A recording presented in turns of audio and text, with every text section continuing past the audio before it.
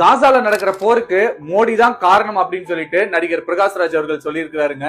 காசாவுக்கும் இந்தியாவுக்கும் ஏதாச்சும் சம்பந்தம் இருக்கா? இல்ல காசாவுக்கும் மோடி அவர்களுக்கும் ஏதாச்சும் சம்பந்தம் இருக்கா? உங்களுக்கும் மூளைக்கு ஏதாச்சும் சம்பந்தம் இருக்கா? பிரகாஷ்ராஜ் அவர்களே, உங்களை திட்டுறதா இல்ல தற்குறின்னு சொல்றதா இல்ல உங்களை பார்த்து பாவப்படுறதான்னு எனக்கு தெரியல. இவர் சொல்ற விஷயம் என்ன தெரியுங்களா? காசால நடக்கிற போருக்கு இஸ்ரேல் மட்டும் காரணம் இல்லையாங்க, அமெரிக்காவும் காரணமாங்க.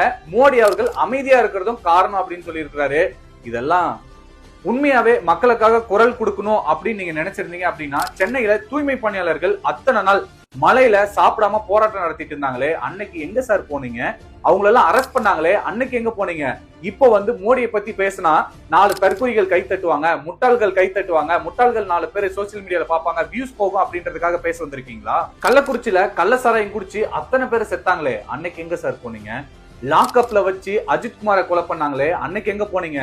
அப்பாவி மக்கள் 26 பேரை பாகிஸ்தானுடைய தீவிரவாதிகள் கொலை பண்ணாங்களே, அன்னைக்கு எங்க சார் போனீங்க? இன்னைக்கு வந்துட்டீங்க காசால நடக்கிற போருக்கு மோடி தான் காரணம் அப்படின்னு.